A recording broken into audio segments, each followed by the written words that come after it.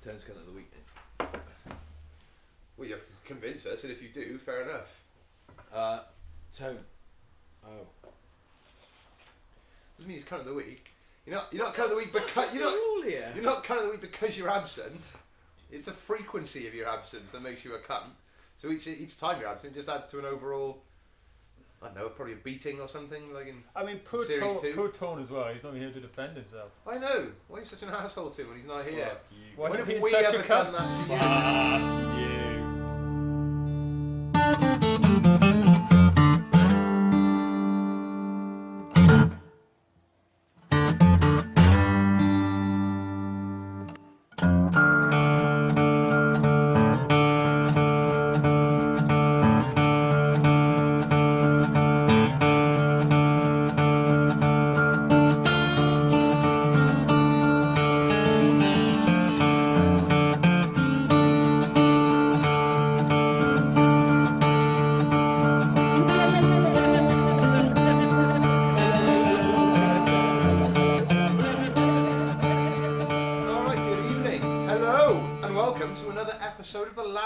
Number 45. I'm your host, Dan Rowley. With me today, Justin Cliff. Hi. And Kenneth Trainer. Hi. I forgot to say that we're not so philosophical wax regarding the last 7 days. This podcast is hosted in Newport City, South Wales. No tone. That's what a lot of our listeners say. No, they say you've lowered the tone. Well, some of them say, I'll tell you what most of our listeners say. Yeah, I gave it 10 minutes and then... Yeah. Really? Insert excuse. No, they either stick around or just don't tell their friends. Oh, right.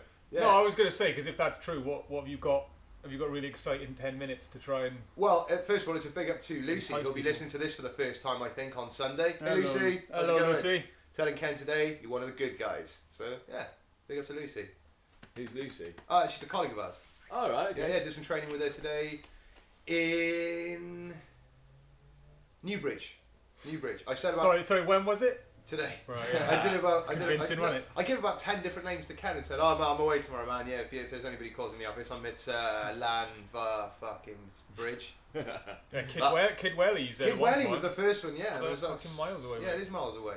And I'm not in the office either, so. But Newbridge anyway. Yeah, to a load of nurses who are absolutely brilliant. Only dude in the room today, and I'm not sure why. I think I pretended to be gay. I was talking about like a policeman. Pretended? Yeah, no, I think I was about a policeman. Yeah, no, He thinks he pretended. Yeah, not on purpose, but I was well into talking about this policeman, this good-looking policeman that was on Britain's Got Talent. I saw it on Gogglebox, and he did a drag act. He did like Beyonce's Single Ladies. Wasn't really a talent. He put makeup on and did the dance and stuff. He wasn't singing or anything. Good at it? No, not really. Oh. But he was fit. Like he was a ex-copper, and yeah, he would get it. Right. From you. I put it right in his penis. So it works, right? Yeah. Well, I think everyone's got one that they'd go to if they had to. Stephen Fry. Did you vote? You didn't vote? It's a sour subject for me, mate. Okay. I was very vocal leading up to the election. Really sort of mouthy and opinionated. And I was saying to everyone that they should be voting. Turns out my voting card never came through. Right. So I phoned them on the day of the election, and this poor fucking woman, she must have had it all day long. Like she was like, no, look, the form was missing your date of birth, so we didn't renew your polling card. So my polling card was sent to Shropshire. So my mum commented, I think, really underminingly and like sort of sarcastically on Facebook. She just let you do it. Who? Your mum, knowing that she had your polling card. Oh no, yeah. She didn't tell me she had the polling card, but she knew it was there, so she just wrote on Facebook, "Oh, and who are you gonna vote for?" Like I was like, "Mum, come on." Well, that's good. That's quite nice because it's not that she's having a dig. Yeah, big yeah, time. Yeah. Everybody else thinks she's just being inquisitive. What Yeah, was it she wrote? I read a brilliant comment that she wrote a little while ago. Cut your hair, have a shave, get a job. Yeah, no, yeah, it was cut your hair, shave your beard, and lose weight. Yeah. Mums. Yeah. What'd you get for Mother's Day? Fucking hell, brutal honesty. A concrete bowl. Right. It was a concrete bowl and it had like a glass fish inside of it. And smashed it in front of her for those Facebook comments. I did get you this. We'll put my foot through it. So the election happened, and we have a majority Conservative government. Only on the front of a paper today about new laws, or new, well, they're going to call them governmental rights to snoop on emails, browser history. The spiel is to stop fundamentalist terrorists, most notably fundamentalist Islamists in the UK. They say it was sparked by the murder of Lee Rigby, but it seems, and this was levied a couple of years ago, but the Lib Dems, for all their wrongdoing, said no, it's a war on personal freedom that you're after as opposed to a war on terror. But now it doesn't matter. Now it doesn't matter. Conservatives will now vote to disallow Plaid Cymru and SNP members of Parliament on voting on issues that just affect England, and therefore they'll be able to pass anything they like because they'll always have a Conservative majority. So, waiting for the autumn statement, the autumn budget, where we're going to see horrendous cuts to public services, most notably the NHS, moving on to private healthcare, and for friends of said government. So a depressing week all in all. Yeah, it was pretty fucking shit news to wake up to, man. Yeah, yeah. Any thoughts, Kenneth? No, just to echo yours. I'm not very happy. Yeah. Okay. A lot of protests have been held by... Not that you'd know it though, eh? No, fucking right. Suppressed and beaten the fuck out of. Yeah. By the looks of things. Yeah. That's a good job. There's a few people there with phones. Do you know who I blame though? Who I decided I blame? Ed Balls. Ed Balls. Alright, yeah, that's sweet. That's pretty good. He was blamed for fucking up the negotiations back in 2010. Yeah. Alright. And he's also the man that left that letter, didn't he? Yeah. And I think that letter is basically what fucked the whole thing. I think as soon What as letter? the letter saying there's no more money. He left a memo for David Cameron when he was incumbent Prime Minister. They're all mates, do you know what I mean? It's like they fucking want to have a go, but jokingly, he wrote a memo saying, there's no money left, Ed. And they would have gone, you fucking, are we going to do this now when you got 5 years and blah, but blah. funnily enough, Jane, this will surprise you, but he kept that letter. And then at the television debates, he had it on him. Who did? David Cameron. Of course he fucking did. What would you do with it? Do you know what I mean? Just to be like, well, this is, this is the attitude. I think they were fucked. They didn't distance themselves enough from it anyway, but they were fucked from. I heavily rate that. And I think that assessment, Ken, man. Yeah, I think that's bang on. I was loving those debates. Well, not so much the debates themselves, but the coverage afterwards, where it was like, I don't know the news, but somehow they did it so fast that they must have vetted people beforehand. And got so they got someone who said, I'm going to vote for UKIP, and then they went to someone else, I'm going to vote for Labour, because they just went around the houses, who do you think won the debate? I think, I think Ed Miliband really gave a good account of himself. Well, David Cameron really, I believe, showed everybody his mettle. And why I was very impressed by Nicola Sturgeon. That's exactly it. That's what happened, man. Brilliant. I don't know her name, but she was brilliant. If the Greens got in, they were going to not only allow the UK as a whole to vote on anything that affects us as a country, but also they were going to extend the vote to wildlife, to squirrels and then badgers, phased in by 2016. Yeah. But of course, there's a squirrel debate, because do you give the vote to the natural red squirrel, diminishing numbers, or is it a fairer representation of the squirrel population to have the immigrants? Well, I say immigrants. We're supposed to call them North American greys, but they'll always be tree bastards to me. The SNP nailed it, Ken. Yeah, they did. 59 seats in total in Scotland. Yes. 57 of 59 of theirs. Wiped out Labour and Conservative there, essentially. It was which is interesting, because phenomenal. 20 years ago or 18 years ago, Labour did that basically, didn't they? Yeah. A couple of, not quite to that extent. I mean, this is unprecedented, but no, an orange wash. A few didn't predict it though. Paddy Ashdown was on the news and said that he would eat his hat if that exit poll was right. And well, I'm on his side, because the exit poll wasn't right. They vastly underestimated how many seats the Conservatives would win. Alistair Campbell said he'd eat his kilt. So it's supposed to be a kilt. That said he'd shoot a firework out of his ass. Yeah, the thing is though, you know what a Scotsman wears under his kilt? Penis. Yeah, well, we'd be subjected not only to a kilt feast, but also Alistair Campbell's full set just hanging out on the table. I reckon the balls would be much larger than the penis. Ed Balls? No. resting them on Ed balls. Why didn't he take his wife's name, Yvette Cooper? Why isn't he Ed Cooper? Ed Cooper's a great name. I reckon Ed Cooper could be in Spinal Tap. Ed Cooper could be another drummer. Yeah, or like a Eddie Cooper. No, I'm thinking more like, Ed Cooper's like a tough guy, like a Clint Eastwood character or something, Ah. Hey Ed. Morning. There was an enormous man in the paper this week, or rather on the front of the paper. I'm eating myself to death. What? Was the headline. Cunt of the week did appear in a related story. Britain's fattest teenager. She's a Welsh girl. And has been in the paper a lot over the last 10 years. Weight fluctuating, different sorts of fat camp. And her mother was in the paper. What different sorts of fat camp? Different sorts of fat camp, like boot camp or just a camp where you just eat grass. Oh, she's been to different fat camps. Yeah. Well, it's interesting to learn that there's fat camps in Britain, I think. Of course there is. We've got an obesity epidemic. It'd be weirder if there weren't any. Got one here. It's a summer camp for 18 to 17-year-olds. It's the longest running residential weight loss camp in Europe. It's not a fat camp. For the age it's reversing. not a boot camp. It's just loads of fun. Do you know what it's called?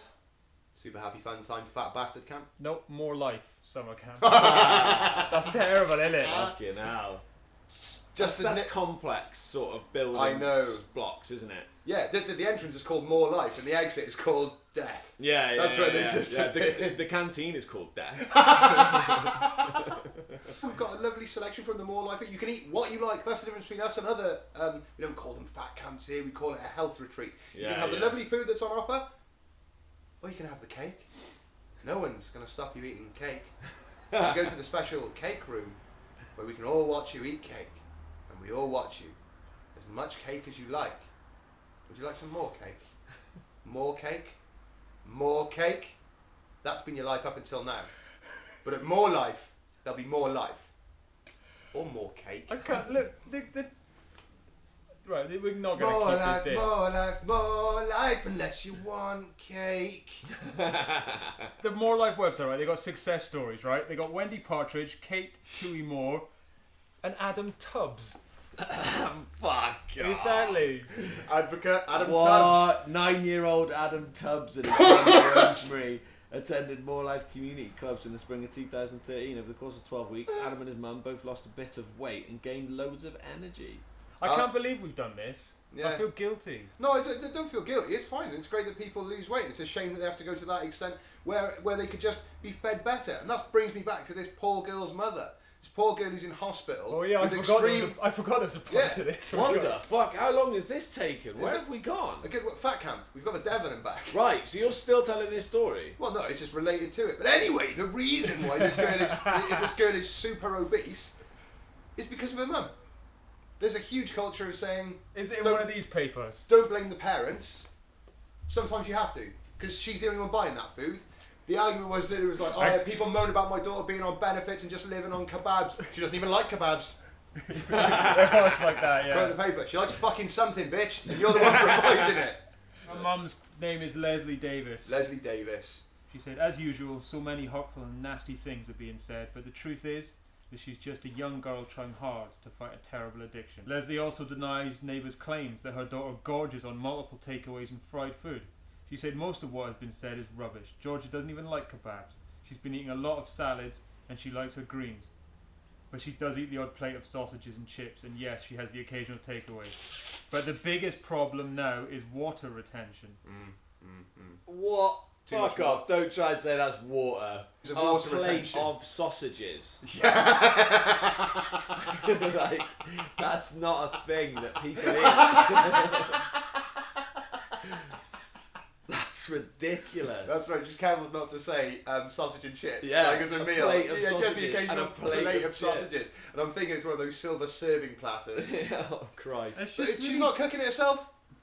I give her the occasional fucking shelf of sausages or whatever, and the a fucking skip of chips. Yeah, it sucks, and It's really bad though, man. It's talking about like I feel so bad after for a the girl, last man. stint in So hospital. bad.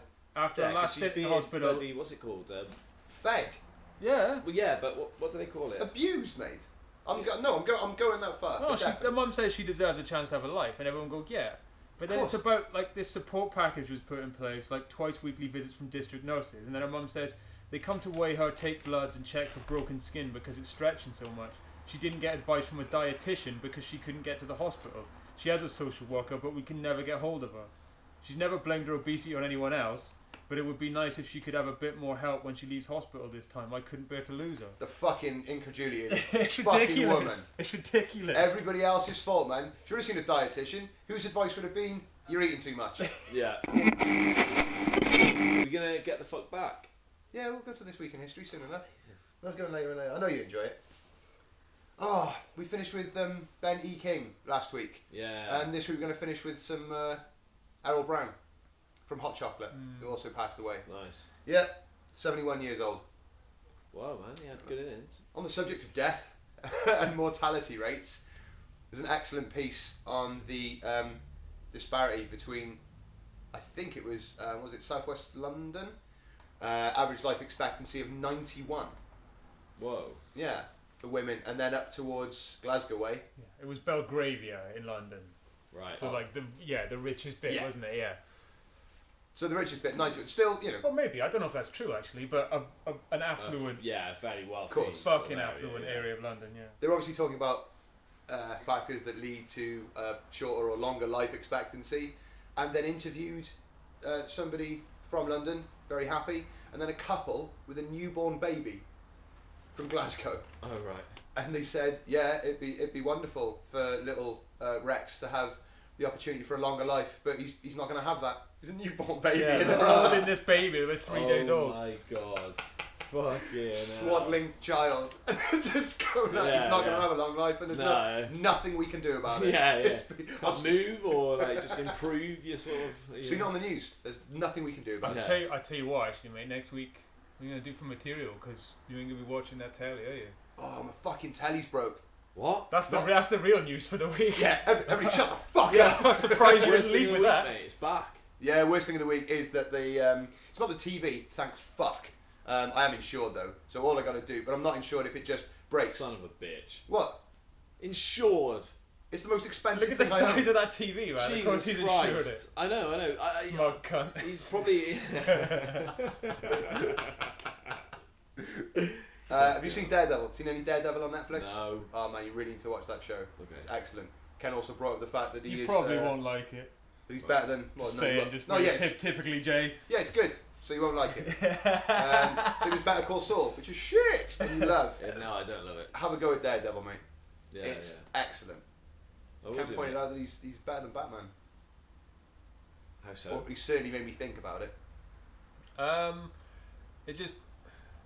It occurred to me watching it because they're both really strong characters, and I think in comics they've both got quite a good library of great stories attached to them in a way that some of your other superheroes like Superman or Captain America Yeah. don't so much. But I was just thinking about the similarities, and then I realised that Daredevil comes from a position of like he's raised by his single parent father who's a boxer and sort of mob enforcer, and then he gets blinded, doesn't he? And Yeah. there's the kind of chemicals in his eyes, and then his dad dies, and it's like he overcomes all this adversity. He studies law and he becomes a lawyer and a ninja, and he kicks ass. Whereas Batman's all right, his parents die, and he obviously learns how to be this amazing fighting machine. He's a ninja as well, pretty much. But because it's fundamentally coming from a position of privilege, Right. and then he's got all this money to help fund this campaign, I just thought actually Daredevil's probably more, I don't know, more working class. He's more He wears more red working, as well, more man. working class hero, Yeah, really. yeah. He wears red. And I thought actually that's more relatable in a way, and it made me curious about why. I guess because with Batman we must to invest in the kind of fantasy of it. Yeah, I'm yeah. Wow, because he's this millionaire Love it playboy. to, yeah, I and love he's- it to explain away, a strong public persona and how he's trying to affect change with Wayne Enterprises as Bruce Wayne and as Batman in the night. But you're right, it's not easy, but it is easier with all that stuff behind it, and to make all the fucking gadgets and the. Because I think Daredevil's kind of all right, he's just Hell's Kitchen, and I'll stay here and I'm going to try and make the Kenny It's better. so- I think he's much man. more relatable in that way. It's So wonderful. It's wonderful. If compared Good to argument, Gotham, which is another sort of, origin story. The only one saving grace I'd say about that is the young Bruce Wayne and the bits of him, because you see his parents die in the first episode, the bits of him you see, he's like burning his hand on a candle at the end of one episode. He stood on Wayne Manor at the highest bit and just looking down for ages, testing his limits all the way through. So that's a good thing, starting it almost straight away and thinking, I want justice in the purest way possible, but in order to do that, I have to train myself. Yeah. I have to push my own limits. That's interesting. The rest of it is fucking awful. Do you mean that they come from similar? They both got Definitely. those. But I'm with you, man. It made me really question it. I always prefer Batman, I think, but Daredevil, especially in this series, is awesome. Ken did notice, though, a bit of an anomaly, a continuity error, in that he had a laptop on. There was one point him and his mate, they were sat at a table, off opposite sides of the table, they each had a laptop in front of them. Right. You could have had the audio on. Yeah, that's fine. But what was he? It might be Braille as well, but he was on a website to look at. He could write on a laptop. Daredevil. Oh, that was a wonderful bit in the last episode we saw as well. Subtitles come up when he's reading Braille. Oh. So when you normally just sort of see the letter and everything, oh my god! But it's just a weird thing. I mean, he's sensitive touch. You could feel text on ink on paper. Yeah, you could so tell like, what you typed by the keys are. keystrokes. Well, even that, he's such a badass. He just learned the keys. Like, all right, this is a QWERTY keyboard. Then he'd learn it. So he'd be able to type, but I don't think he could surf the web so much. I'm not sure. The fighting in it as well is not only brilliantly choreographed. Chris Hall would fucking love this show because of the fighting. There's some brutal fighting in it. It's really brutal, really, really, really, really violent. But one thing that's been pointed out from everybody that's watched the series is that when he fights, he gets beaten up and he gets tired. And I mean, like, he's on the floor sometimes 20, 25 seconds, just regaining another quick shot of adrenaline when he sees somebody about to attack him. It's fighting, like, it's ninja fighting.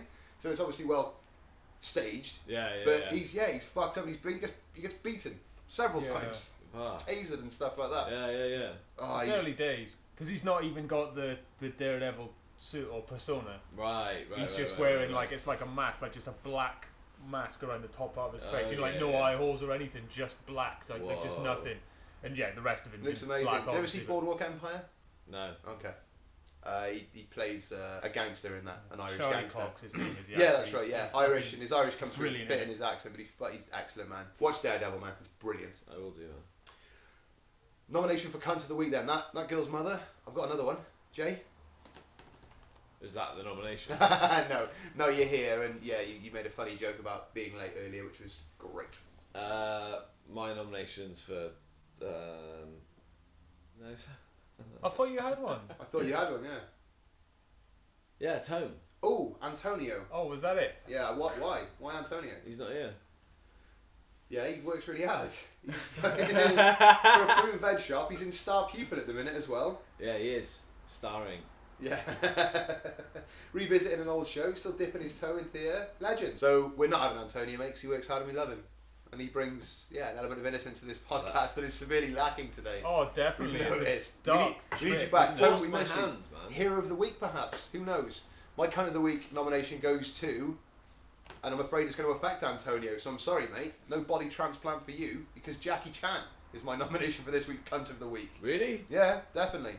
What's happened with Jackie Chan? We covered his son, JC, getting imprisoned for cannabis. Several jars of cannabis, as Antonio put it. Yeah. 100 grams, or 3 or 4 jars. Yeah, advocating the death penalty for drug offences. Some drug offences. So I don't want to say that, he wants all heroin addicts dead, but he's getting that way. Says, support the death penalty for some drug offences. It's a cancer on the world. Jackie Chan does? Jackie Chan, yeah. I don't know how bad that is. Advocating the death penalty on its own. He's going for Cunt of the Week. Death penalty for some drug offences. Like, where do you draw the line? Yeah, I think it's for drug offences anyway. It's a bit. What's he talking about specifically? Just people using drugs? Well, no. Let's go. He says some drug offences. Let's take the worst, which according to the law is cultivation or smuggling or transportation. Right. That's what There's a lot of. There's a very famous case in which 2 people were executed in Bali for smuggling heroin or attempting to smuggle heroin. Long drawn out 10 years appeals process for them to be executed by firing squad at the end of it. Kat from Australia. Hey Kat, she sent me the story and I fucking cried as I read the end of it. It's a timeline of everything that happens from the arrest to the eventual execution, and I fucking wept when I read the end of it. It's horrendous. So yeah, and just for advocating that, I can't do. If you smuggle heroin, then yeah, you're a shitbag. If you want to sell it on, you know the devastation it causes. Don't want you shot. Yeah, no. Don't want you killed. They don't even want you in jail for very long. Yeah. It's Jackie Chan's opinion. It's interesting the death And penalty. he's though, welcome 'cause to it. It's interesting the death penalty, because it's a position of like hopelessness, like no change is possible. You know, to this. That's why I'd have a real problem with it if it was you know, drug users that he was Of course. saying about, because it would effectively be saying there's no hope for any change. But it also makes We'll stop that. but it makes the But- drug use the issue as well. Yeah, Which is true. which is a health issue. Yeah, drug smuggling is a criminal issue. Quite right. But it's not. I don't think any of you should be killed outright. Yeah, I'm going to go for that. I'm talking the worst of Yeah, the but worst of you're- the worst of the worst. Yeah, I don't You can't expect a reasonable response and a reasonable reaction from a public or from a population who sees government sanctioned murder. It's written there right on the death certificate. Homicide. Yeah. Can't do it. Don't murder. Unless. Yeah, I couldn't agree with state sanctioned. Partly because I don't believe in any afterlife or anything. Do you know what I mean? Yeah. So I think that, like, if you keep, I think the state, you're in the state's custody. The state should have a duty to sort of look after you. Yeah. In a sense, and if that just means you're in prison, I say, Quite okay. right. I think you're better off having.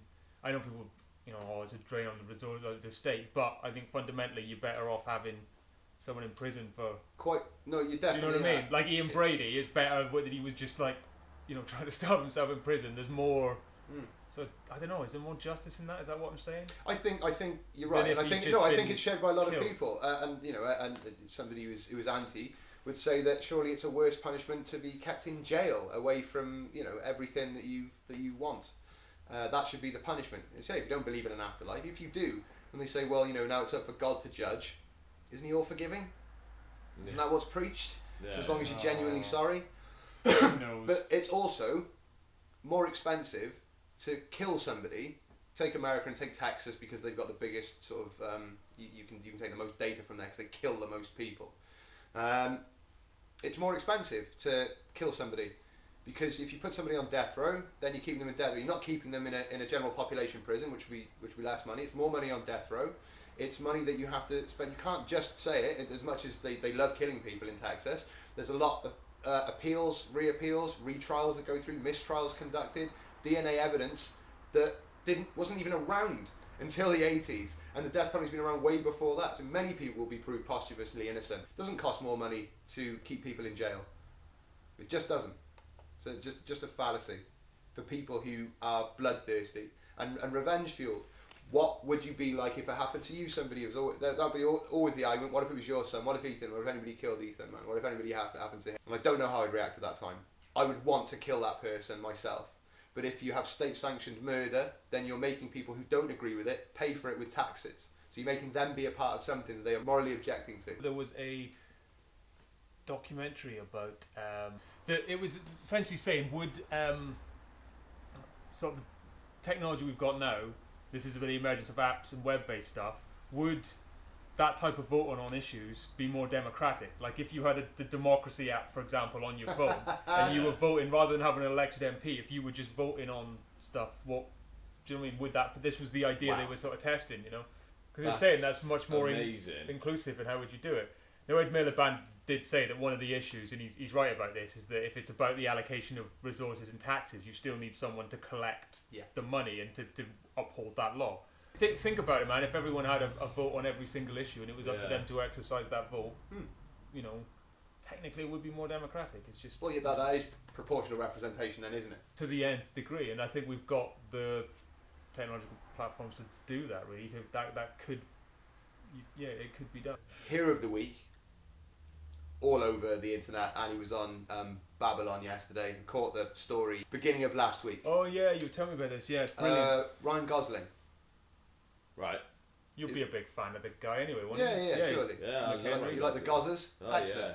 Do you remember the Vines? Ryan Gosling won't eat his cereal. Yeah. You say you'd be a big fan of that as well, surely. Guy holds out a spoonful of cereal to Ryan Gosling. He invariably turns his head or shakes it or covers it up with a scarf or whatnot. Guy made those films. Scottish filmmaker. Unfortunately, he died early last week. And as a very fitting, slightly weird tribute, but it was really awesome. Ryan Gosling made a Vine of him eating cereal. Just sort of salutes him with a spoon and then munches it down. It's excellent work. Yeah, Awesome. it's beautiful. Because that's what he said. It's the only way that the series could be finished. The guy himself. He said, the only way that it would finish, and they were in contact only briefly because he apologised because Ryan Gosling was on TV interviews and they were asking him, how come you don't like cereal? What's the deal with that? Yeah. So and he tweeted that he was happy to be a part of his life in even such a small way. So that was excellent. So Ryan Gosling definitely hero of the week. Awesome, man. Brilliant. Oh, and we didn't do the actual sound effects. So Jackie Chan. Horrible cunt. No body transplant for you, Mike. Oh no, actually that'd be great because we'd cut his head off. The reason he didn't like Jackie Chan is because he was enforcing the death penalty. Yeah. I wanted to discuss a racial stereotype that I came into contact with a few times over the past week, just through television. Never heard it before. It might not make it to the final edit. Okay. But black people can't swim. What? I've heard this reference twice in the past week. So a joke like a comedian makes. I can't remember which comedian. Jim Davidson. And then it was in like a TV show where they were talking about Olympic swimmers and stuff. And then this. There was the famous Eddie the Eel swimmer. Do you remember? Atlanta Olympics, I think, maybe Sydney. And he hadn't been in a swimming pool before, not an Olympic-sized swimming pool. He practiced by laying his stomach on like a bench, Really? and pretending to swim. I thought you were gonna like dispel the stereotype. No, that's what I'm saying. If it's come from that, that's the only thing I can think of where it may have come from the one guy. But it was after that the Olympic Committee said. I thought you were agreeing with it for a minute. No. So yeah, they're right. No. I thought he was going to say he's going to get in the water and fucking nail it. Yeah. No. Like Cool Runnings or something. Yeah. The exact same concept, really. That'd be a more apt stereotype. Black people rubbish at bobsleigh. Yeah. Because you think, where would you practice? But I they think that did. with anybody. Yeah, that's a good point. Even in a cold country, what the fuck? Do you know what I mean? Like what? Yeah, who's got bobsleigh? No, just the first guy. The first guy on a toboggan. Get a couple of mates on this, I reckon. Yeah. Should we not build a big ice slide? That seems a bit dangerous. Well, yeah, but it'll be fun. We'll wear helmets. Great. Really? It is fucking great to watch, though. It's amazing. It's one of the best fucking sports to watch. I like the biathlon. Skiing and rifle shooting. Oh, no. I just think it's a great mixture of sports. That's Like that's the most James Bond of all sports. Yeah. It is quite James Bond. Yeah, that is James Bond. But the high jump. He would start with a parachute jump though from a plane. That should be That's what what it he would is. That should be the re-emergence of Ski Sunday with the James Bond theme. Nice. Union Jack parachute folding, skiing and shooting, and sex. Yeah, the end. Lot of applicants this year.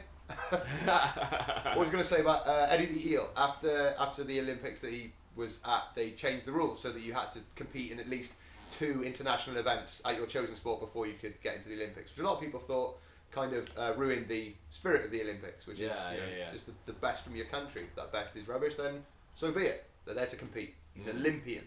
That's the important thing. It was Sydney in 2000. Eric the Eel. Eric the Eel. Sorry, it's because of Eddie the Eagle Edwards. Yeah. Eric famed British ski jump. Oh, that's what you were about before the ski jump. Yeah, that's fucking awesome. 90 meters, I think, something near that is the record. Really? Yeah. Fucking hell. Just the amount of airtime and the weird V that the for aerodynamics, I guess. Closest you'll get to flight. Would you do that? We were talking about this. Was it yesterday? Yeah, bungee jumping and things of that nature. Yeah, I'd love to do a bungee jump. Skydive? Yeah, do a skydive. Tremendous. Yeah, for sure. I remember my brother Tom did a bungee jump outside the back of a pub. This fucking jump off a roof. Bungee like crane on the back of a lorry came. Oh my god. Yeah, and they took you up and they had this big inflatable thing on the bottom. And that's not. We all went there. No. It was rough. Like it was really fucking high up. Travelling bungee jump. Yeah, I don't think you see many of those anymore. To be fair, but he we were all there. I can't remember why. Well, it was because of the bungee, probably. So we were all there. All because kind there's- in this place, the pub, I think it was. And no, so I was like fucking 12 or 13 or Right, something. yeah. My brother was like 18, so he went home, scarfed the money off my mum to go, paid for the bungee jump, and I got to go onto the crane with him. I went up Amazing. and watched from the fucking him jump off. I was so scared, man. Just to the I was height. terrified of the height. Yeah, yeah. Oh my goodness. But I don't think I wanted to let on that I was fucking Oh, no. shitting. Your 18-year-old brother, mate. Do you know what I mean? Yeah, Mate, yeah, yeah. gobbing off the side. Yeah, fucking, yeah. So, yeah. Get ready to jump. Yeah. I'll just get on that inflatable thing. Yeah, and fly. yeah. No, there was a chord. How do they deal with that? Like outside a pub, like because you think brilliant business, people just stagger out pissed. Yeah, fuck it, I'll Yeah. go with that. Yeah. But What do could they, possibly go wrong? yeah, well that's what I'm thinking. Do they have any? Is there some moral problem there, or do you think they've got any regulation that There was people can't a bungee? vast sort of wasted? perimeter of sick and urine. I'll bet. Really? No. Oh. You can get a detached retina from bungee jumping. Oh, seriously? Yeah, yeah. Women they have to kind of sort of strap in as well if they're sort of well endowed in the chestal area. Oh, right, yeah, You because can the have boobs detached- rip off. Breast tissue, yeah, sort of. They don't Shit. rip off. They might go south before their time. Oh, shit.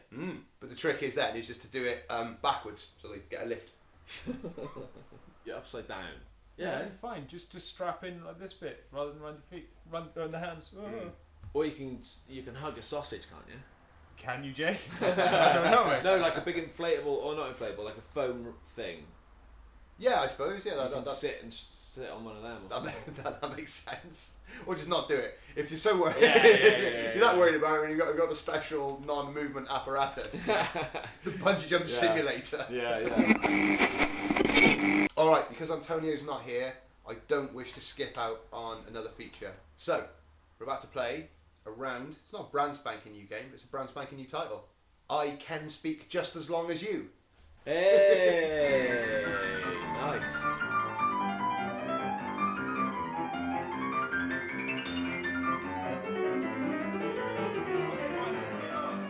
Justin, you have 1 minute to talk about superheroes, starting from now.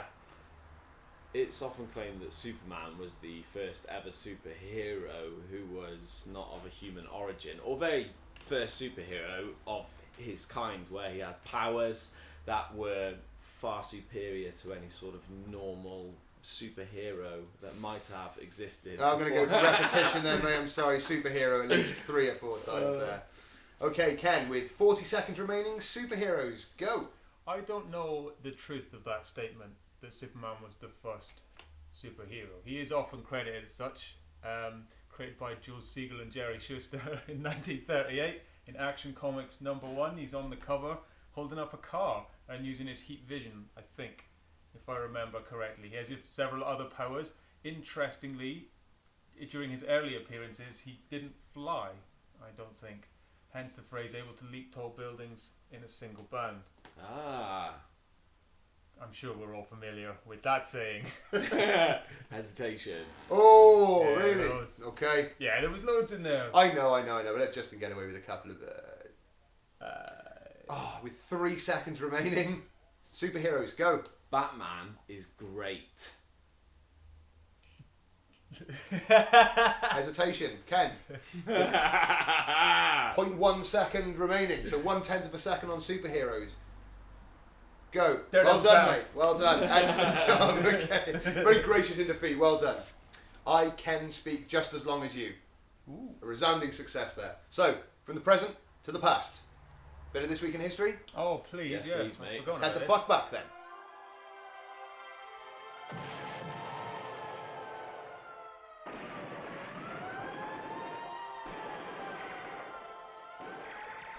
This week in 1935, Bill Wilson and Bob Smith meet for the first time in Ohio. In Akron, Ohio, actually. Those are the 2 guys that founded Alcoholics Anonymous. They didn't meet in a pub when I did some further reading. They Let the didn't. friends us. No. A, of course, helps a lot of people, but not a lot of people know that it's a religious organisation. It's a bit of a shame. Ah, right. Yeah. You can go to a meeting if you want, just to check it out. I never get why celebrities go to it. Check it out.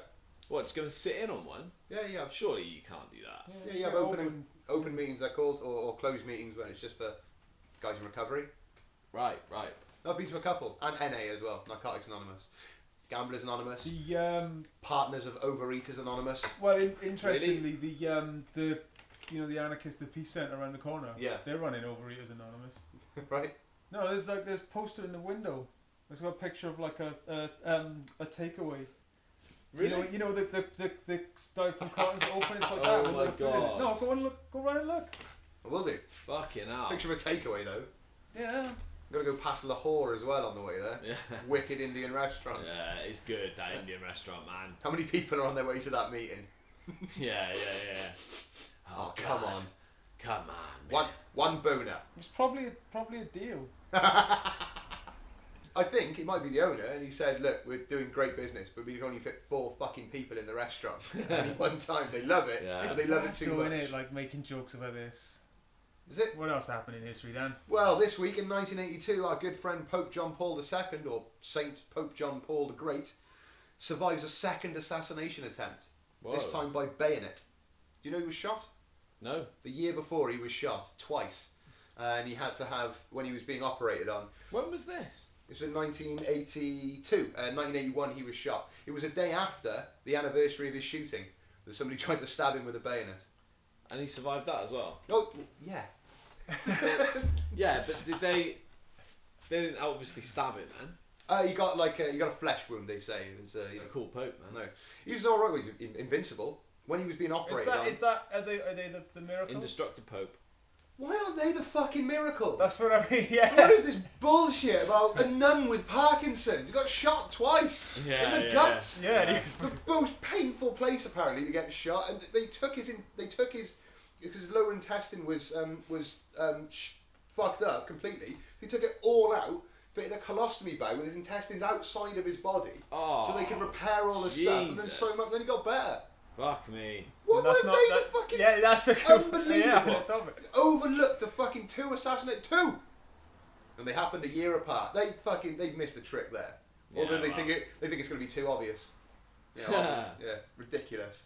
No, the guy who tried to stab him was a super orthodox Spanish priest, and his name was Juan Maria Fernandez y Cron, and he served 3 years of a 6-year sentence. 6 years. That's what you get for trying to Stab the Pope. Fucking hell. It says as well, before the article said he was arrested, left the ministry, and then served 3 years of a 6-year sentence before he was expelled from Portugal.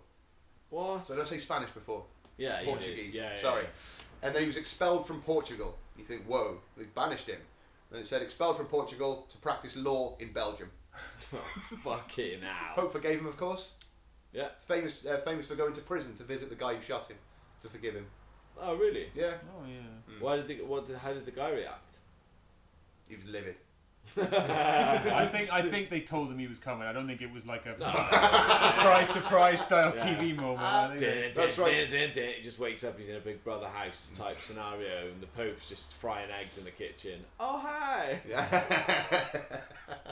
And this week in 1820, the HMS Beagle is launched, taking Charles Darwin on famous voyage, where looking at the Galapagos Islands, he came up. Well, it just sort of added to already proposed theories of evolution by natural selection. Amazing. He was on there pretty much by accident as well. There's a guy, Robert Fitzroy, who was wasn't the captain, he was like the first lieutenant, something like that, and or first mate, however it is in ships. And the 2 people he wanted to accompany him, long voyages, people get really, really bored, and some of them go, they have cabin fever, as they say. They go crazy at sea. And 2 of the people he wanted to go with him, one of them was his uncle, one of them was a friend. They killed themselves. So it might be his company. So through various contacts, Charles Darwin went on there as the. I don't think he was even supposed to be the naturalist there. I think he was supposed to do geology. Oh, really? Yeah. And he just noticed that it's a lot of different things. Sample after sample after sample. There's writings of Fitzroy's as well, saying that he's got too many jars and too many samples everywhere. He's overloading the ship, and we need to bring sort of goods back, and he's just got loads of fucking insects in jars. Weird. I don't like him. Yeah. Greatest scientist, or one of the greatest scientists ever. the guy that shot Pope John Paul II. He served 19 years in prison in Italy Well, yeah, you were right. He was visited by the Pope and converted to Christianity. Then he was deported to Turkey after 19 years, and he served 10 years in Turkey, and he was released on January the 18th, 2010. He's described himself as a mercenary with no political orientation, although he's known to have been a member of the Turkish ultra-nationalist Grey Wolves organisation. That's right, yeah. On December 27th, 2014, 33 years after his crime, he publicly showed up at the Vatican to lay white roses on John Paul II's tomb. He'd recently been canonised. And he said he wanted to meet Pope Francis, but the request was denied. No shit. Yeah. I'd like to meet him. Alright, let's finish up in a blaze of culture as we enter Ken's literary salon. One of the books I read this week. I don't think you chaps are going to be happy with it. One of the books. Yeah. One of the books I read the Complete Plays of Sarah Kane. No. Yeah. I'm sure someone familiar to both of you. I've never seen any of this stuff performed. Obviously, I've looked it up on like YouTube and things and seen bits and pieces, different stages. What do you think? I don't think I would really care for it to actually see it. No. I thought the thing that struck me though reading it is just reading it from like starting with Blasted and like just reading right through. Is like reading them together. There is a sort of there's almost a thread to it because like Blasted's about like it's like a, what do they call it, a chamber piece?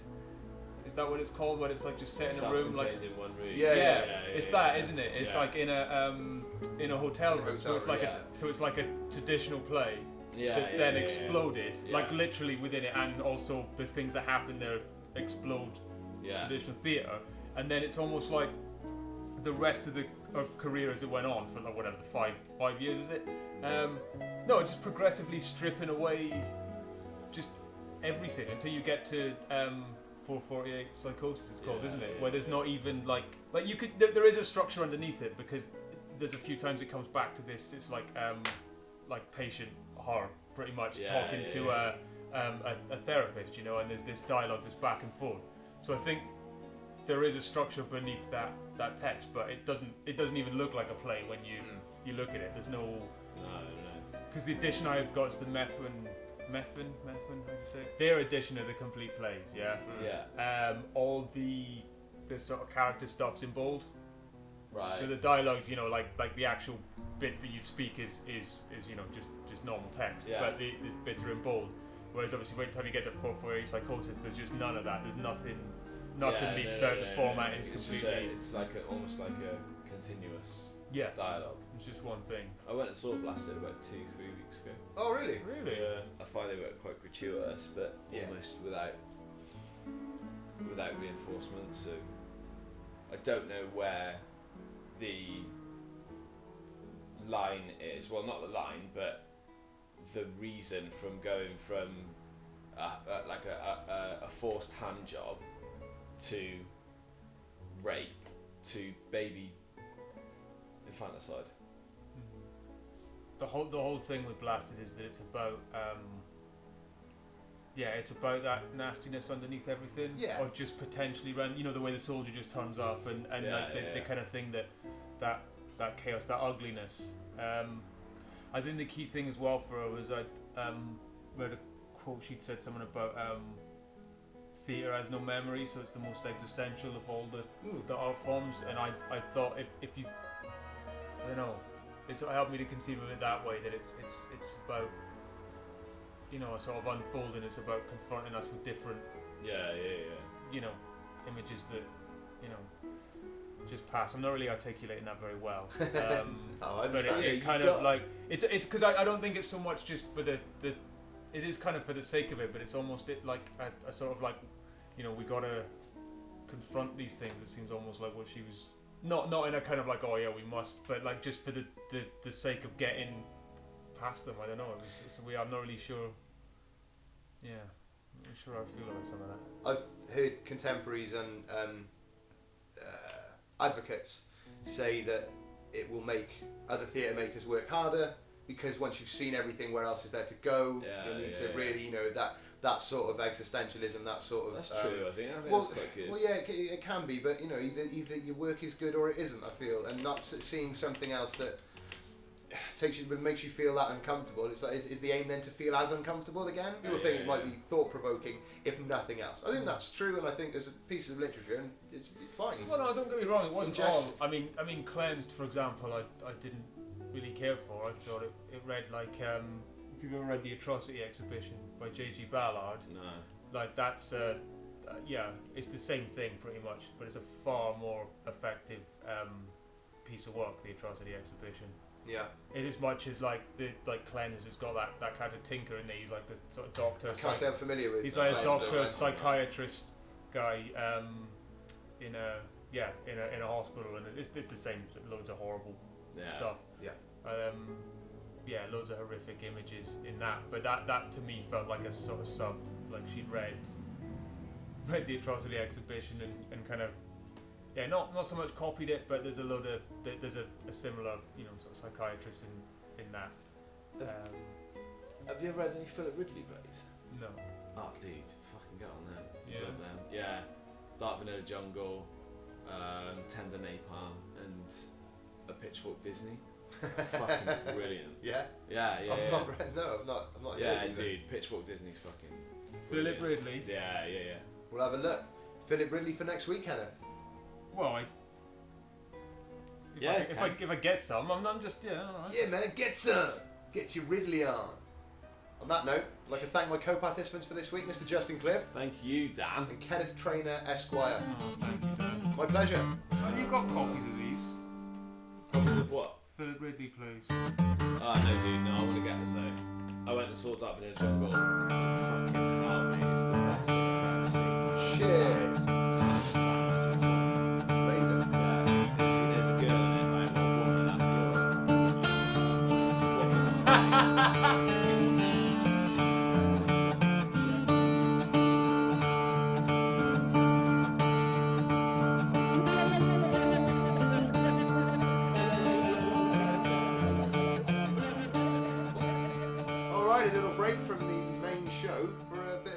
Recording. I'm here with our man Spencer, sober-ish this time. How's it going, man? Excellent. I'm Cool. glad to be here. Thanks very much. He popped over, a good couple of weeks back. We were talking about his band and we were going to play him as well. However, since then a lot of changes have happened. Not in the lineup, but in the name and the actual, what's the word I'm looking for? Exposure. The exposure of said band. So, how's it going, Spence? You well? Yeah, really, really good. I've had an excellent day. Okay. Aside from working a 12-hour shift in one of the busiest hospitals in South Wales, I've had some really good news. The band has been chosen to be played on the BBC, on BBC Radio Wales, on the Adam Walton show. Sweet. Yeah. What happened? How did it go? Oh no, let's go from the beginning. Let's do it properly. Let's do the only professional thing I've ever done on this podcast. Okay, so professional interview starts now. Going to go for the interview voice. Here with Matthew Spencer from his brand spanking new band. I'm going to leave the name to you, Matthew. What are you called now? We're called Reggie Satanis and the Dim Panico. I can't do the voice anymore. Reggie Satanis and the Dim Panico. That is correct. Right, before I go on where you met, tell us about the name. Christ alive. Well, we were called Red Room. Yes, yeah. Because we practiced in a red room. Classic. And we've been really trying to sort of like come up with different names for a while, but not really because we've been focusing on the music instead. Which, like, it better be fucking good now you've said that. It's alright, I like it. Yeah, it's good. Yeah, I like it. Red Room was a solid name as well, man. It was, but it was like, you Google Red Room and there's about fucking 3 million bands called Red Room. Oh. And we kept sort of getting referrals. It's like, oh, did you call yourself Red Room because of 50 Shades of Grey? And shit, yeah. Sometimes I'd be like, no. And then other times I'd be like, yeah. Depends who's asking. Yeah, exactly. If it was a girl, I'd be like, yeah. The name, yeah. So, well, basically, our guitarist, Tim, he's a bit of a worrier, bit of a panicker. He's a fantastic guitarist and a lovely bloke, but he's like, he is a bit of a worrier. And we've got a couple of gigs coming up, which I'll talk about later. And we're practicing, and he's worrying about this, and I'm like, Tim, come on, think about the last gig we played. We were badly prepared and we got up there and it was brilliant, and it was just kind of the ethos of our music is sort of like it's formless. I don't want to sound fucking pretentious. Oh, it's good. No, I'm sure we'll get to pretension. We'll ask you about like describing your music. It's just kind of like, you know, every time we play it, it'll sound a little bit different. Yeah. And we're cool with that. There's no rigidity. It's fun. That's the point. That's good. No, For I like us. that. Do you know what I mean? It's fun. But so he was like worrying, and I was like, Tim, man, you know, don't worry about it. It's gonna be fine. Dim Panico. And our bassist. Dim Panico for our listeners either across the pond or just across the bridge. Yeah. The sort of the straight pond, the river. The river. The estuary. Yeah, dim is it's Welsh for no. It means no, yeah, dim. Like if you in Wales, you'll see signs that'll say no smoking, and then underneath it'll say dim a smuggy. Yeah. So yeah, and I said dim panico. Dim dogging. No, dim is real, but panico is made up word. It might mean something in Spanish or something like, I don't know, like for elbow or something. I don't know. That's what it means. Or Italian with yo, isn't it? A male elbow or something. I don't know. Oh, it might be panic. Yeah, you might have sorted it. I might have done it right, but it doesn't. I don't really care. Basically bilingual. Yeah, that's it. We're a multicultural band. Our bassist was just like, Spence, that is the stupidest thing you've ever said. Dim Panico. And he went, it's so fucking stupid, I think we should call the band it. And then we all just went quiet, and then we were like, oh, yeah, we should. And then the Reggie Satanis bit comes from, if anybody's read The Satanic Bible by Anton LaVey. All right. It's a fucking great book. It's brilliant. It's a brilliant book. And at the end of that book, it says Yankee Rose, which I have no idea what that's supposed to mean.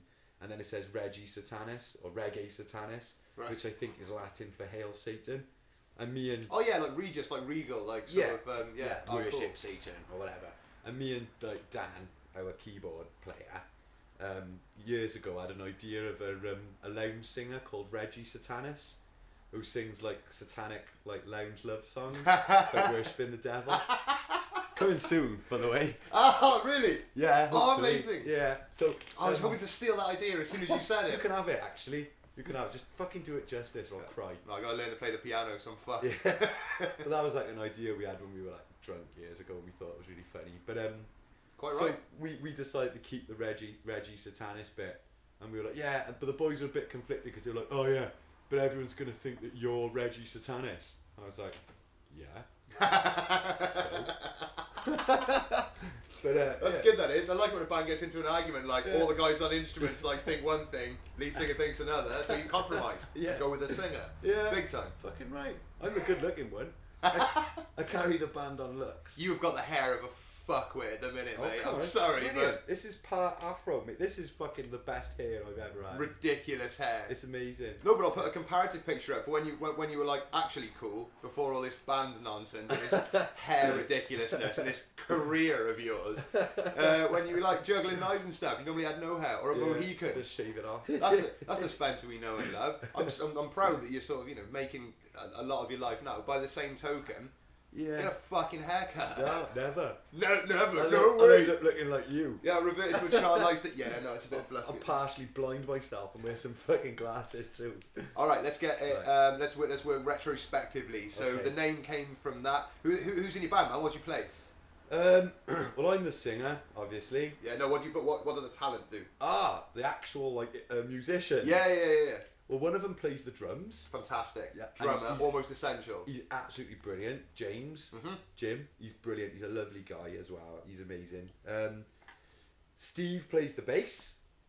Steve's great. He's really funny, and he's never played bass in a band before. He's always been a guitarist. And it turns out he's like a rocking bassist, and he's a good guitarist as well. I thought you were going to say he was like Token from South Park, and you just knew a black guy. Yeah, he's got a bass guitar in his basement. Yeah, we're starting a band. Get the bass guitar in your basement. No, he's great. He's actually just bought a bass as well, which is really handy when you're in a band. As fuck. Yeah, I was going to say. Instead of him sort of borrowing. Oh, she drummer off for cymbals because I've heard. He's got loads of money out. So as soon as he joined the band, he bought like a brand new kit. Yeah, why not? New band, new drums. Yeah. That's the saying. And then we got Tim on the guitars, and I've already mentioned Tim, and he's an excellent guitarist. And he's me and Tim are sort of on the same page when it comes to music. basically we agree on everything musically, That's all right. which is like really cool. And he's a lovely guy as well. I've been mates with him for years. Yeah. And then Dan Thomas, who's probably one of my best friends. Hi Dan, how's it going? I know Dan really well. Mate, Dan, lovely guy. He does backing vocals and plays the piano as well. Brilliant singer, and he's a really really talented pianist as I've well. seen it, mate. I've seen your work. I've seen you both work together as the Carbolic sound system. Yeah, which we're gonna rehash at some point. We just work really well together as a band. We just get on really well as mates, and we just gel, and we. More importantly, it's fun. I mean, we're all working lads. We all work really quite stressful jobs. Yeah, so that's us. That's our sort. That's it. So I just sort of me and Tim sort of bought like a recording studio and was like, shit, we got to start using this. I don't think this missus was too happy about it, but you know, we'll cut it. Don't I worry. was really happy. So we were like, yeah, who and do so was you Tim. want to please, your missus or us for? So we ended up just sort of like, we were like, right, we better start using it. So I was looking for a drummer. James, this story's amazing. It could go on for hours. James, I've known James for years. The drummer James. I've known him just from drinking in my local pub. Cool. And he's just one of the lads at the bar that you chat to or whatever. He's a lovely guy. The one day he was in there with his mate who I'd never seen before, which is quite rare because most of his mates I know they're my mates as well. But I'd never sort of seen him before, and it turns out that this guy was Drew Barrymore's first husband. Oh, of course, Right? of course. Because he was Drew Barrymore's first husband from Newport. Yeah. Blah, blah, blah, blah. And then he's also really good friends with Maynard James Keenan. I was going to from say, Tool. I thought you were going to blah, blah, blah, blah, and you were saying the story's amazing, but you were just about to wash over the interesting part of the story. Yeah. He's mates with Maynard James Keenan off of Tool. Yeah, he's I was really, wearing a Perfect Circle t-shirt today. he's really close to him. All the years that I'd known James, I never knew that he could play the drums. And like because of this sort of conversation with the Drew's ex-husband and whatever, Drew's Yeah. ex-husband. we ended up. God. No, we ended up. Maynard's mate. He's in my band. What's his face? I don't know. You know what I mean? Drew's first hubby. Yeah. You know Drew, lovely girl. But we ended up chatting a bit, and he played me his band that he was in the 90s. It was like a sort of like a indie type thing. Yeah. And I purposefully just listened to the drumming, and it was a good song as well. But I listened to it and I was like, oh my god, James, you can play the drums really well. And he was like, oh, he's so unassuming and humble, like. Awesome. He's a brilliant guy. So I was like, come and jam with me. He's like, oh, I don't know, I haven't played for 10 years. I was like, come on, man, come and jam.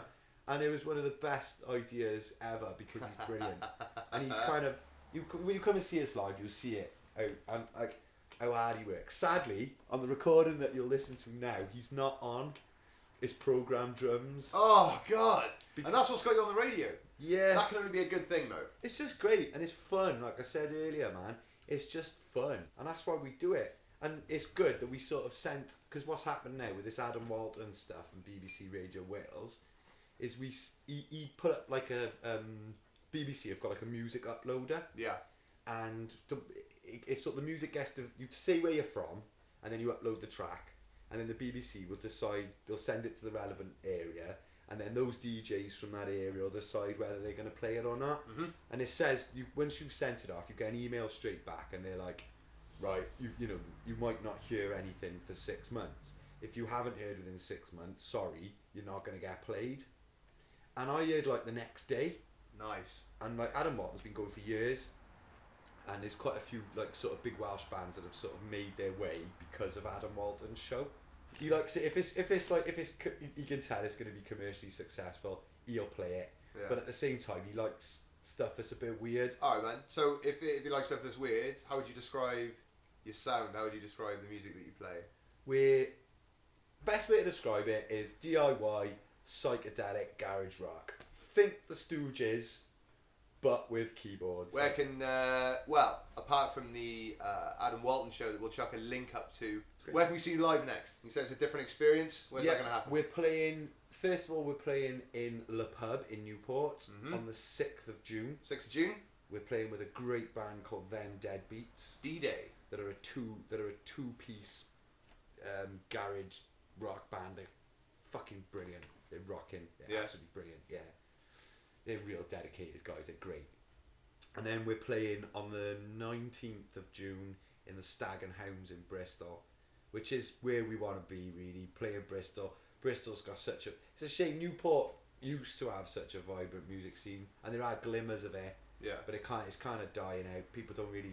Everyone's kind of miserable because the Conservatives got in. They don't want to go out anymore. They just stay at home drinking vodka, cry wanking in their pants, Yeah, well, masturbating to loose women there's a lot. Wow, because they lost their jobs. that's fucked up. Man. No one is that depressed. All right, Bristol, man. 19th of June. My birthday's on the 19th of 17th, man. So I will definitely be there. Come, it'd be awesome. It's a Friday in Bristol, and Bristol's like I said, really vibrant. The Bristol Council, they support music and culture and arts, and there's always something going on. Yeah, And, quite right. you know, it's great. The Stag and Hounds, I've never been there, but I've been told it's great. And I've been told it's really near the Exchange in Bristol, which is quite a popular venue. Yes, they are. No. So 6th of June in Le Pub in Newport, and the 19th of June, Stag and Hounds That's correct. in Brizzle. Aye, aye. Introduce your track, man. This track is called Dead Surf Dirge, and it's about drinking. It's about that sort of depraved Newportonian drinking binge, and it's almost like a brag. It's like, who's the biggest obnoxious pisshead? I'm the biggest obnoxious pisshead. Anybody who listens to this show will know that to be true. Exactly. Nice one, man. Yeah. Thank you so much for your time, Spence. That's all right. It's a pleasure. I love the podcast.